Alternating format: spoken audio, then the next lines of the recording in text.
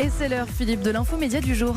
Ce matin, dans l'infomédia du jour, on va revenir sur la saga Paris Match à travers un ouvrage, que dis-je, une bible de plus de 400 pages intitulée La Grande Aventure, qui retrace les 70 ans d'images de l'un des plus prestigieux magazines d'infos et de photos de la presse mondiale et ses millions de lecteurs.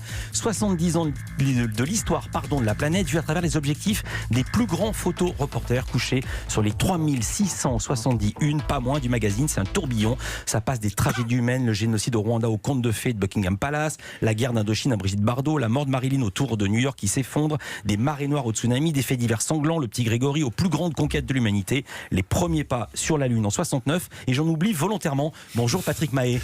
Bonjour. Vous avez été longtemps, pendant 15 ans, rédac-chef à Match, et vous êtes l'un des co-auteurs de ce livre avec Marc Brincourt. Bonjour Marc. Bonjour. Vous avez été longtemps rédac-chef photo, chargé de l'iconographie. Vous travaillez tous les deux toujours à Paris Match. Vous êtes en charge des suppléments, c'est bien ça? Absolument, les numéros hors série de Paris Match, c'est-à-dire les décennies, pour commencer, 7 numéros par décennie depuis les années 50 jusqu'à maintenant. Et puis la collection à la une qui met en vedette des stars, des figures, à la une, ça porte bien son nom. Alors, je vais citer également Michel Maïquez, qui est directeur artistique. Première question à vous deux, pourquoi cet ouvrage maintenant? Est-ce que c'est un livre testamentaire? Est-ce que c'est un livre nostalgique qui marque la fin d'une époque? Est-ce que ça vous fait marrer, Patrick Mahé? Ou est-ce que c'est juste un bon cadeau de Noël parce que le 25 décembre approche? C'est 70 ans de Paris Match, donc ouais. C'est un anniversaire, 70 bougies, ça se célèbre, ça se fête, avec éclat. Et évidemment, quand on plonge dans les archives de Paris Match, photos en particulier, et là, Marc Brincourt, on connaît un paquet, ouais. les explorations dans les boîtes photos, on est submergé par la quantité, par la qualité, par le trésor iconographique. Vous êtes allé explorer dans les boîtes photos, Marc Brincourt? Ah bah oui, ça parce que je croyais au contraire que les meilleures photos avaient déjà été sélectionnées et dans Match, qu'il y avait qu'à se baisser pour ramasser. Il y a les deux. Il y a les photos, ce qu'on appelle, qui sont numérisées, ouais. Et qu'on va retrouver sur des bases numériques, sur un disque dur, et que là c'est très facile. Mais après, il y a toutes les photos qui ont été faites avant la numérisation, ouais. Et donc souvent, il faut aller plonger dans les fameuses boîtes jaunes, dans nos archives où il y a 15 millions de photos, ouais. Et travailler à l'ancienne. Ce qui est bien à Match, c'est toujours ce mélange entre la nouveauté, c'est-à-dire les moyens techniques de maintenant, et l'ancienne méthode. Je me suis mal fait comprendre. Bon. Si par exemple on fait la guerre du Vietnam, est-ce qu'il peut y avoir une photo absolument splendide que vous trouvez dans une boîte et qui n'était pas dans le numéro qui était consacré? Mais bien sûr, c'est ça la richesse et je dirais l'intérêt de notre métier, c'est toujours d'aller découvrir. Il y a des choses, il y a des photos qui à l'époque sont pas passées, pas parce que le service photo a mal fait son boulot, parce que quelquefois une actualité en écrase une autre, donc quelquefois la photo passe à l'as. Et ça, c'est le vrai bonheur, c'est de replonger dans ces boîtes, de trouver un document. Il y en a dans ce livre qui sont pas parus à l'époque, mais qu'on a fait paraître 70 ans plus tard. Parce qu'en fait, c'est simple, on raconte une histoire. Mais quand on raconte une histoire de A à Z, il y a des photos qui soulignent l'histoire, mais il y a des photos qui n'ont pas été exploitées à l'époque. Ouais. Et il suffit d'un regard, il suffit d'une attitude, d'un geste, pour que soudain, des années plus tard, cette photo de l'époque écartée prend son importance. Il y a une thématique. Comment vous avez construit le numéro? Parce que il n'y a pas vraiment d'ordre chronologique. C'était quoi l'idée? Non, c'est simple. C'est par thématique, en effet. C'est les conquêtes et les exploits, les tragédies ou les guerres, par exemple, les sagas, les grandes sagas, les faits divers, comme vous l'avez évoqué, l'affaire Grégory, etc. Les messagers de Dieu aussi. Et puis la scène écran. Enfin, c'est par thématique, justement. On a voulu que chacun s'y retrouve par les thèmes qu'il préfère. Il ouvre le livre à la page qu'il veut. Il est servi. Vous faites un long papier, Patrick, dans la préface, qui est plus qu'une préface. Et vous racontez le problème que se posent tous les gens de votre métier qui ont un hebdo, le choix de la couverture. Et vous écrivez, malheureusement, il n'y a pas 52 grandes histoires par an. Comment vous faites pour fabriquer une couverture quand il n'y a pas une énorme actu? Si c'est l'incendie de Notre-Dame, comment vous faites? Alors d'abord, il y a une époque, par exemple, où les rédacteurs en chef se réunissaient toujours au Nouvel An, c'est une petite anecdote, et on se transformait en hommes et en femmes des vœux. Et on se réunissait avec un petit carton et des fiches. Il y avait Didier Rapeau, Michel Sola, des gens qui ont marqué notre époque, et qui disaient, cette année, je veux 10 sujets forts sur 52. Il faut qu'on trouve 10 sujets forts, et on faisait des paris sur ce qu'on espérait. C'était l'homme des vœux, les hommes des vœux. Et à la fin de l'année, on faisait le bilan, et on s'apercevait que sur les 10 couvertures idéales, que nous idéalisions, on réussissait à en placer 7 ou 8 quand même dans l'année. Mais c'est jamais facile. La couverture, dès le mardi soir, la question se pose quand le bouclage est terminé. Bien sûr. Ouais. Marc, bien placé pour en parler, parce que c'est la photo qui prime. Ouais. Et évidemment, c'est la priorité. Et quand il n'y a rien, on fait comment?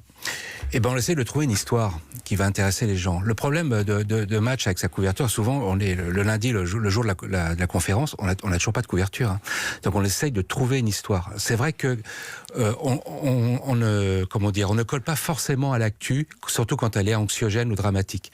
Il y a des couvertures incontournables, le tremblement de terre au Japon, Haïti, on est obligé, on va pas mettre Stéphanie Monaco en couverture quand il se passe un événement comme ça. Mais on sait que quand on met une couverture quelquefois un peu anxiogène, elle se vend moins. Pourquoi ? Mais un mot, Patrick. Je rebondis sur ce que dit Marc. Il parle du Japon.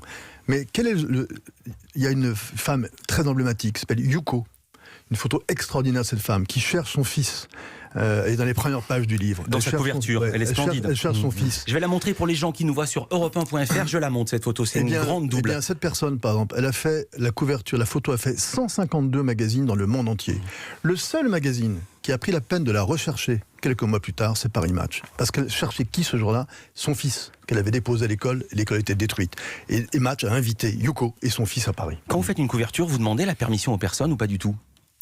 Non. Je vous en parle, pourquoi je vous en parle ? Ça dépend. Non, mais c'est les deux. Je veux dire, quand on fait Alain Delon, évidemment, on va je suis allé chez. J'ai fait un rendez-vous avec Alain. Évidemment, on va l'appeler en disant voilà, on voudrait faire une couverture. Bien sûr qu'on demande. Puis des fois, on ne demande pas. Et vous racontez, on en parlait tout à l'heure, les fois où vous annulez des couvertures. Mais je vous demande ça parce que David Hallyday a publié un tweet aujourd'hui. Et c'est la une de Paris Match. Il dit Paris Match fait sa couverture avec moi sans mon accord. Le titre, c'est David Hallyday, je reprends le flambeau, interview exclusive. Vous avez suivi cette histoire, c'est une interview volée. Non, ça, alors là, franchement, moi je m'occupe des numéros hors série, je n'étais pas dans le numéro, mais en revanche, Marc, pour le peu que je sais, non, c'est pas du tout. Il était au courant. Enfin, une interview, c'est une interview, bien sûr. Ça ne peut pas être volé. C'est impossible. S'il y a une interview, c'est impossible qu'elle soit volée. Interview veut dire littéralement entretien. Donc entretien, c'est face à face, c'est tête à tête, donc c'est pas possible. D'accord, c'est aussi la photo qui conteste. C'est la photo, bien sûr, mais la photo est achetée à une agence peut-être, si ça se trouve. La photo est posée, c'est pas du tout une photo volée. Enfin voilà. Donc ça, là, Samo vient de me l'apprendre. Il a écrit, pour clore le sujet, il a écrit David Hallyday sur Twitter, beaucoup exposé depuis 2 ans. J'ai volontairement limité mes déclarations aux médias à mon seul univers musical. Très bien, tant mieux ou tant pis pour lui. Johnny Hallyday a une histoire Paris Match, une histoire particulière, 80 couves. Plus de 80 couves. Voilà. On dit, il y a une légende, il paraît que le numéro spécial, pardon de dire ça, de son décès était déjà tout fait. Et que vous aviez bloqué toutes les plus belles photos Paris Match. C'est vrai ou c'est la légende ? Bien sûr que c'est vrai.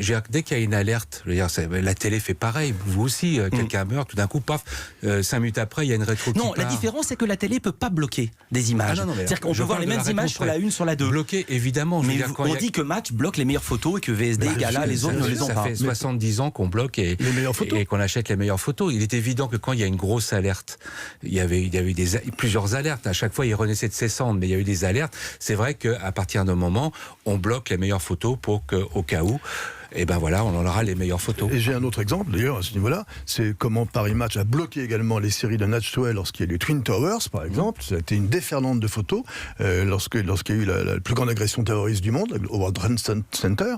Ben là il y a eu une bagarre et Match a bloqué en effet les plus belles photos. Il a fait 3 numéros d'affilée. Natchwell, il est l'un des plus grands photoreporters actuellement. Vous restez avec nous, on continue dans Culture Média. L'info média du jour continue dans quelques minutes avec Patrick Mahé et Marc Brincourt, les auteurs de Paris Match, 70 ans. Depuis les années 1950, les unes de ce magazine plaisent à des milliers de lecteurs. Il y a quand même eu plus de 3670 numéros. On en parle avec eux, alors à tout de suite sur Europe 1.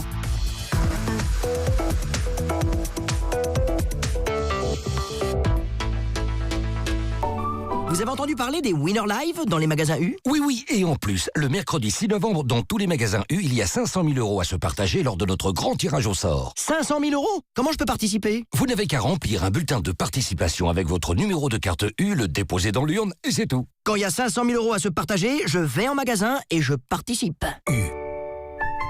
Commerçant autrement. Jeu sans obligation d'achat réservé aux détenteurs de carte U. Règlement complet sur magasin-u.com. Winner Live signifie gagnant en direct. Savez-vous qu'un pressophile est un collectionneur de fer à repasser ? Ça n'a aucun intérêt de le savoir. Vraiment aucun intérêt.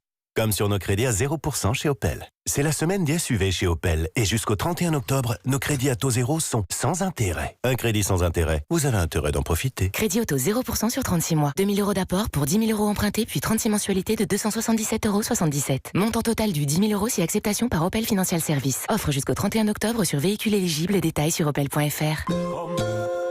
Le classico entre le Paris Saint-Germain et l'Olympique de Marseille approche. Et pour les supporters, ce n'est pas un match comme les autres. Du côté de la capitale, perdre à domicile contre l'éternel rival est impossible. Côté marseillais, mettre un terme à 8 ans sans victoire est impératif. Pour les deux équipes, c'est une question d'honneur. Il y a des matchs qu'il faut gagner et le match qu'il ne faut pas perdre. Vivez le Classico PSG-OM dimanche à 21h en direct et en exclusivité sur Canal+. Rendez-vous sur boutique.canal.fr. 9h, 11h, Europe 1 Culture Média. Philippe Vandel.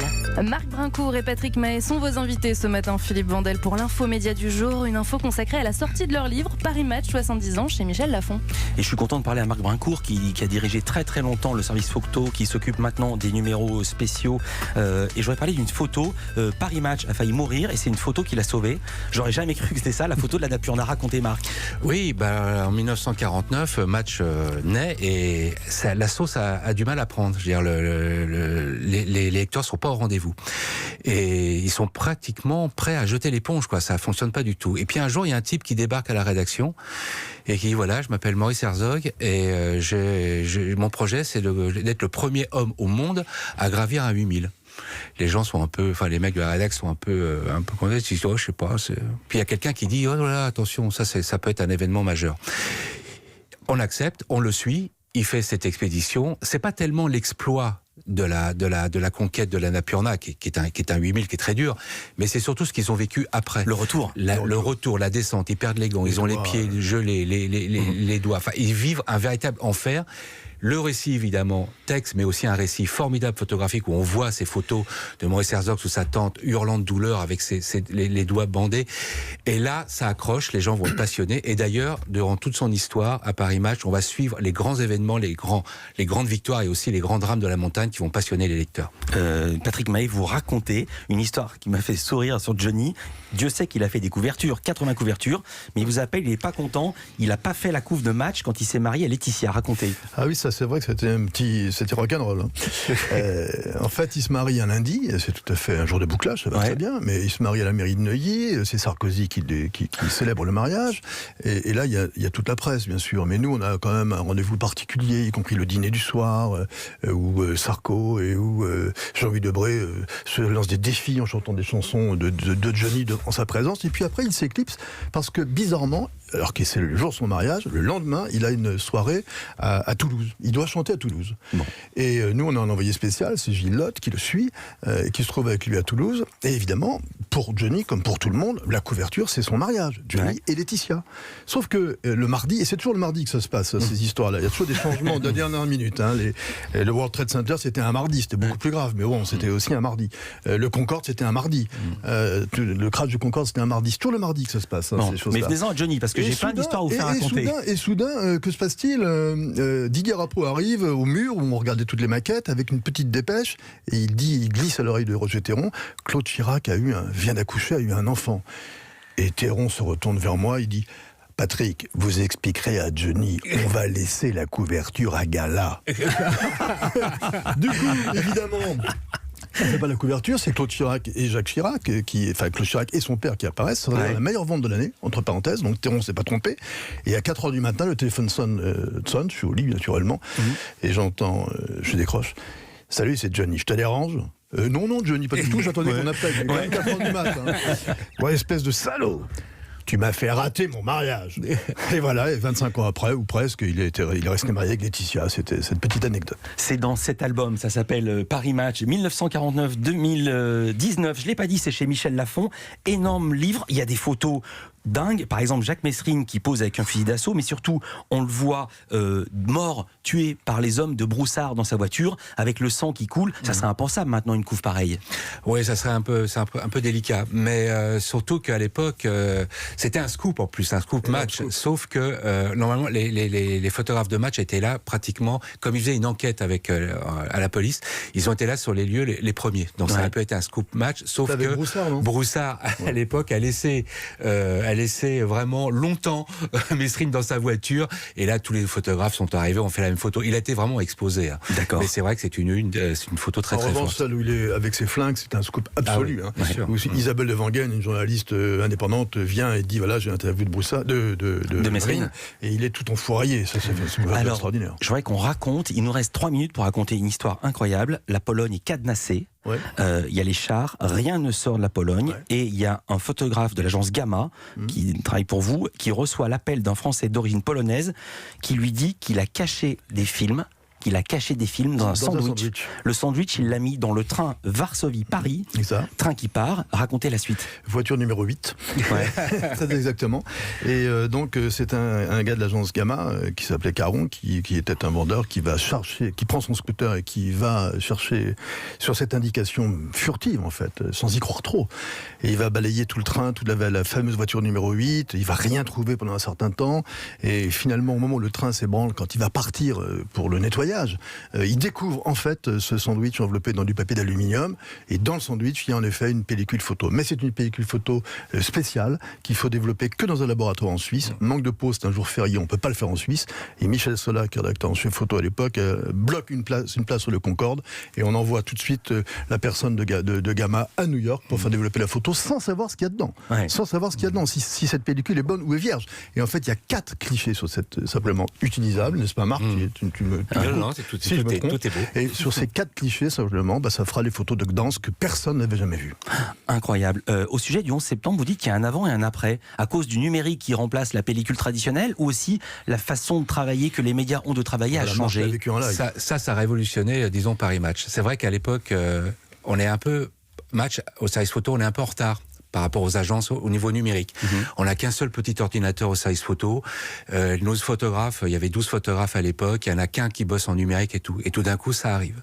Donc, 3500 photos vont arriver jusqu'à minuit pour refaire ce repiquage. On fait pratiquement 36 pages supplémentaires. On passe 36 pages au pilon. Et là, tout d'un coup, on a pris conscience qu'on était en retard, qu'il y avait un gros problème de numérique. Donc, la semaine d'après, je pourrais dire qu'il y avait 5 ordinateurs au service photo et tous les photographes partaient en formation numérique. Et est-ce que ça a changé la manière de travailler, la manière d'appréhender l'actu? Bien sûr, complètement, forcément. Là, vous racontez l'histoire des films avec le sandwich.